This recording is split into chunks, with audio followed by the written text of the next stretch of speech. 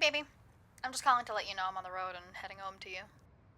I know, at a reasonable hour, before the boogeymen and drunks walk the streets. Isn't it fucking brilliant?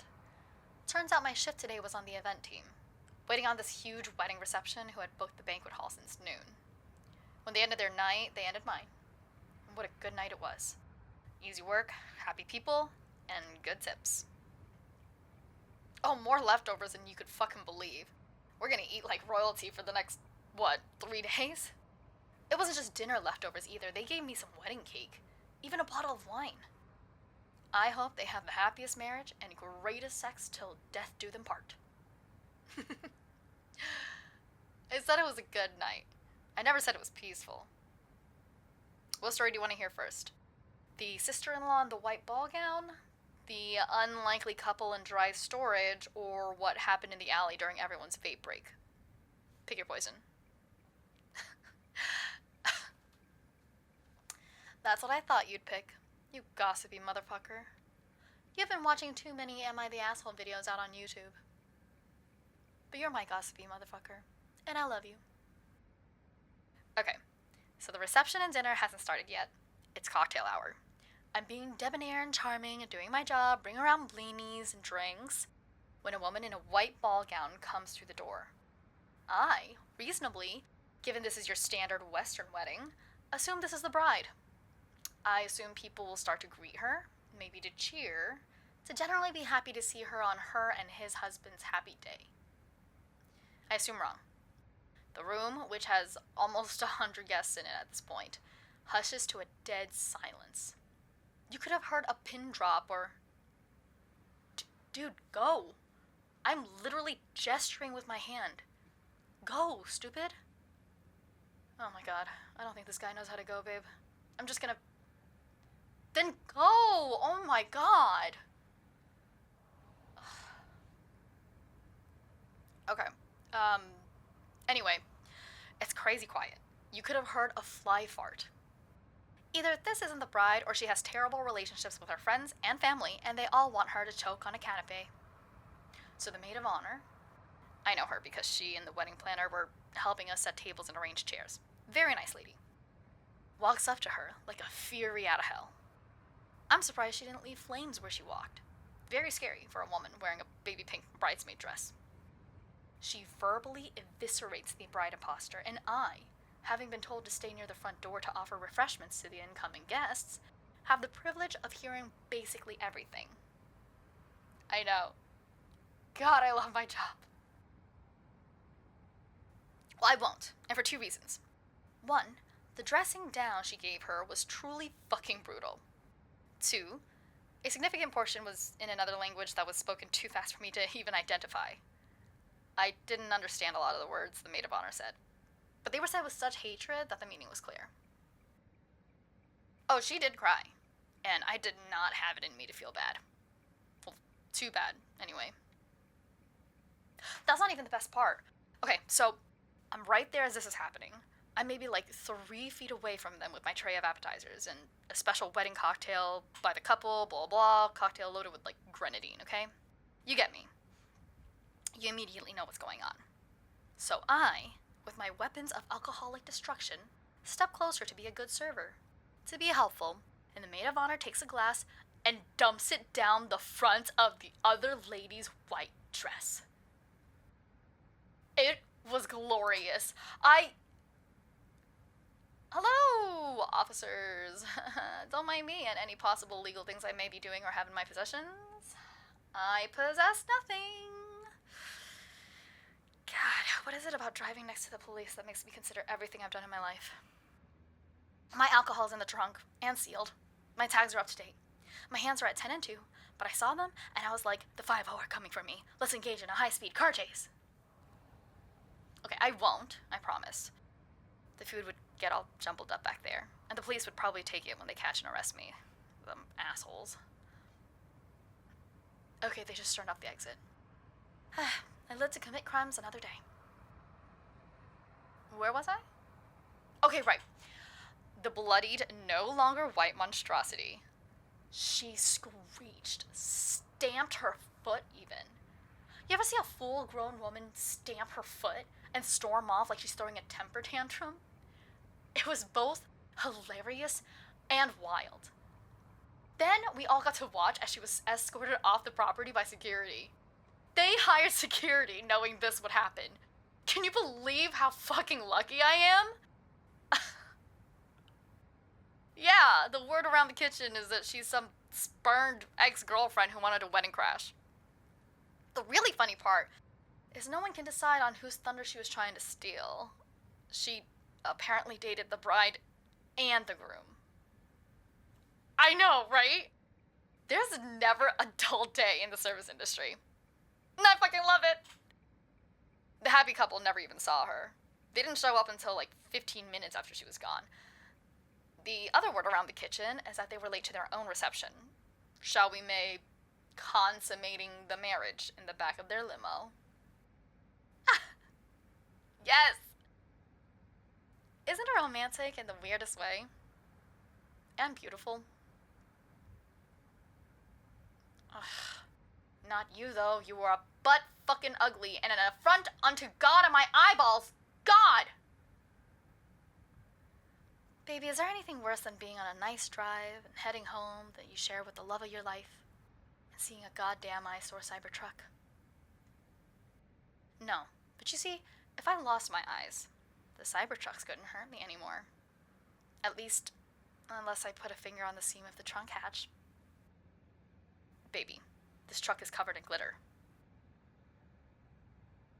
Looking again, it might be rhinestones? Sequins? Something that no car, especially one so misshapen and ugly, should be covered in. Oh, neon yellow. That's like a highlighter and Satan had a baby, and the only purpose was to ruin my day and be a road hazard. But probably mostly ruining my day. Those definitely can't be good for the finish of the car. It has to be a bad idea on so many levels. What was I talking about again? Romance, gossip, sex. Okay, God, can you believe who I caught making out in a dry goods storage? Lindsay. Lindsay and the mother of the bride. I know. And you know, I'm not one to slut shame. You know I'm not. But why the pantry? Where all of us go in and out to get ingredients? Like near and on the shelves of food. Lindsay is a health code violation all of her own. And I respect her game, but can't she take her game home? Away from the kitchen? You can't tattle on me. I'm not saying anything now that I haven't said to her face. Yelled even. Several times. While her latest dalliance watches. I was gonna say conquest, but that felt gross. Very Andrew Tate. I landed on dalliance. I don't even know if I'm pronouncing it right. But it's got a charm to it. Oh, I'm sure you'll hear all about it the next time we get drinks. You know, Lynn is a kiss and tell type. I don't know how we didn't get more jilted lovers at the host stand. Because the way we've got it, we have our own in-house Casanova. That's a good point, actually. The next time I talk to Maggie, I'll have to ask. I mean, she's been the main hostess since Terry and his wife had their baby. We've been asking him to come out, but they've been baby blissed out to all hell. Totally in their own little family world. It'd be cute if they let us come over and meet the little dude. Of course you could come. You know they love you. We'll make something for them to eat, cookies or something like that. Though everyone from the restaurant will probably be doing the same thing. They're good.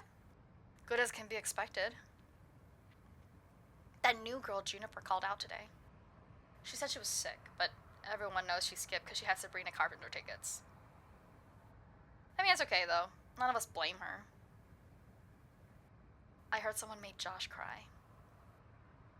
Yeah, he's new, so that was bound to happen, but that doesn't mean any of us are happy about it, you know? I mean, I thought Terry was really going to start a fight, and that Kwan wasn't going to stop him. Hell hath no fury like a dishwasher scorned, is right. I mean, Kwan eventually did calm him down, but I think he had to let Josh cut early and kick out that table. Oh, which reminds me, I'll have to shoot him a text once I get home. Maybe offer to take him out for a closing drink soon. Shoot. I should have checked if there was any food left for him. I'm sure there is. Robin would never forget about a newbie. They're so soft for someone that yells and stomps around the kitchen so much. Okay. Please don't tell them I called them soft. They'll give me the smallest portions for family meal and cook all my steaks wrong. No, don't do it. Can't I bribe you with food? Delicious, free, albeit lukewarm food. No, anything you could possibly want, baby. It was a fucking amazing, weird wedding. We catered, but they arranged it so other places delivered catering trays.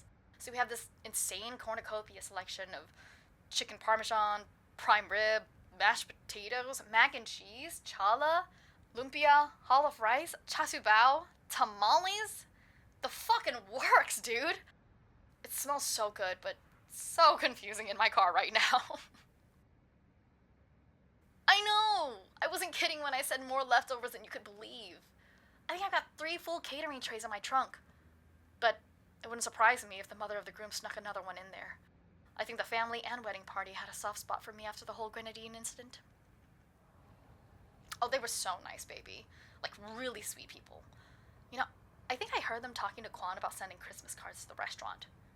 As if we're another member of the family and not the restaurant where they held the reception. Like, really nice people. The couple are gonna go to Antarctica for their honeymoon. Isn't that crazy? Yeah, I heard them talking about it when they were making the rounds to their guests. You gotta take a flight to South America just to get on the cruise. And then they camp in the tundra in tents and everything. Doesn't that sound fun? Yeah, we should do that for our honeymoon. Of course I'm giving you a honeymoon, baby. Why do you think I work all these hours and charm the tips out of all these people if not to give us a stellar fucking honeymoon? It doesn't matter that we're not engaged yet. We're going to be. I've got a plan, details, a surprise to concoct, and you said that when I do, you're saying yes. No takebacks. A lot of things go into a proposal. Rings need to be ordered, custom made, family flown in, doves, butterflies outsourced and rented by the hour. Oh yeah, I'm plotting. It's coming. It is coming when you least expect it, hun. That'll be part of the fun. Yeah, but I'm your asshole. And soon enough, I'll be your asshole till death do we part. Oh, you love me so much you can hardly stand it. Fine. If that's the case, maybe I'll take my bounty of wedding food somewhere else. How'd you like that, smartass? Yeah, that's what I thought, dickhead. I mean, we probably don't need any food, but I'm about to pass by the store. Do we need anything else for the house? Thank God, because it smells amazing in here, and it's killing me to not tuck into any before I share with you. Yeah, of course I'm waiting to share. You and I both know this will taste best when we're together. There's no point otherwise. Besides, I wanted to have it with you and the wine. Yeah, tamales and wine sounds like a great combo. Good food, good drink, always goes well together. Especially when paired with good company and maybe good entertainment. More Grey's Anatomy? I know we were initially hate watching it, but I'm genuinely invested in the lives of these horny-ass medical interns with their STDs and questionable ethics. Cool. A perfect night with my perfect person. Okay, I'm pulling up to the driveway now. Can you come out and help me with the trays real quick? Okay. See you in a second. Love you. Mwah!